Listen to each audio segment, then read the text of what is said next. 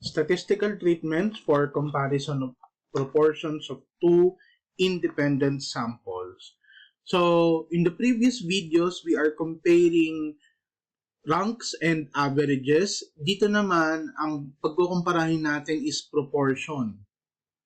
Specifically, yung mga variable na pag-uusapan natin dito is nominal.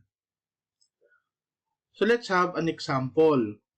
Let's say you are studying if certain treatments for skin cancer lead to good outcomes. So the first independent variable is the treatment. Okay? Ito yung magiging groupings ng respondent natin. So may mga pasyente ka na nag-take ng drug X and may pasyente ka na nag-take ng drug Y. Now, the dependent variable is the outcome after they take the medicine. So, yes or no lang, kung gumaling ba sila or hindi. So, in your study, you want to compare the number of patients who are cured after taking the drugs. So, wala tayong parametric test dito kasi pang categorical variable lang yung, yung proportion. But for non-parametric, we have here Fisher test. And ito yung formula niya. So, ano yung A, B, C, D, and N na yan? Yung A, B, C, D are values in a contingency table. So, remember, kapag meron tayong dalawang categorical variable, meron tayong gagamitin na contingency table. Yung row variable, yung row variable and yung column variable. So, yung row variable natin dito is yung drugs. So, we have X and Y. And yung dependent variable natin is nasa column kung gumaling ba sila or hindi. So, we have yes, gumaling sila. No, hindi sila gumaling.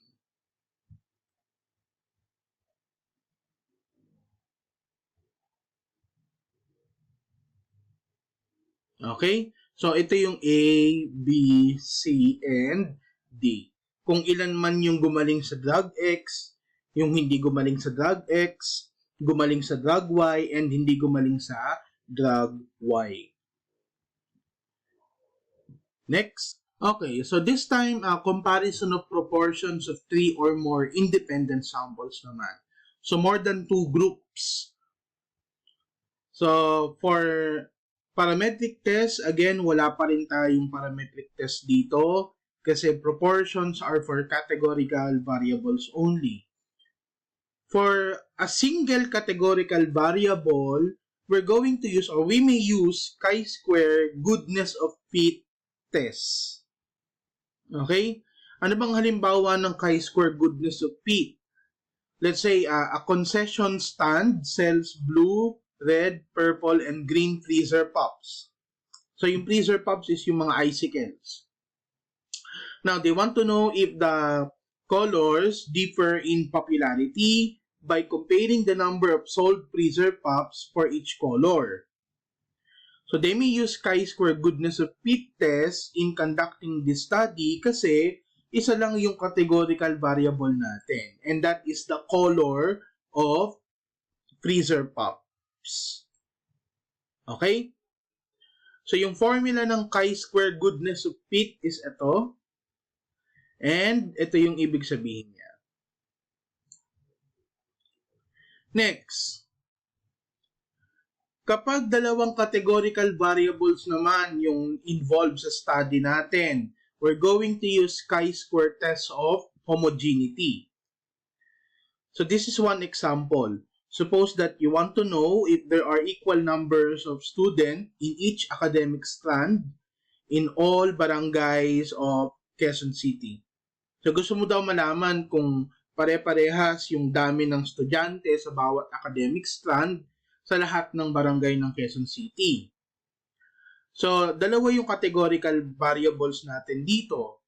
Yung academic strand and kung saang barangay nakatira yung respondent. Now, to conduct test of homogeneity, first, we're going to we're going to employ stratified sampling. So, bawat barangay, kukuha tayo ng respondent. And then, we're going to ask the respondent's academic strand. Okay? So, this is the formula of chi-square-Tess-Hoff homogeneity. So, parehas lang sila nung chi-square goodness of fit test pagdating sa formula, pero yung process ng paggawa nila is magkaiba. Kasi sa goodness of fit, isa lang yung variable natin. Sa test of homogeneity naman, dalawang categorical variable.